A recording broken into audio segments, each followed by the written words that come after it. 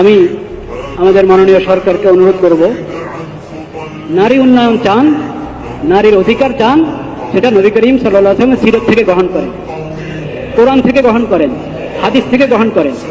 ওটার জন্য কমিশন বানাতে হয় না। ইসলামিক ফাউন্ডেশনকে বলেন, ধর্ম মন্ত্রণালয়ের অধীনে আমাদের ইসলামিক ফাউন্ডেশন আছে, ইসলামিক ফাউন্ডেশনকে বলেন ওটাকে বাস্তবায়ন করে দেন, তাহলে বিশ্বের সবচেয়ে বেশি শান্তিতে থাকবে আমাদের এই দেশের মহিলারা।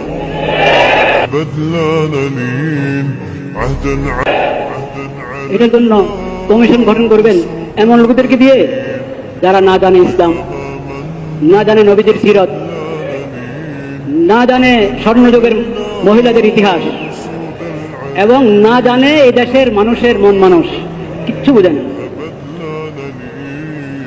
তারা ওগুলো পশ্চিমাদের থেকে ধার করে নিয়ে এসেছে সব।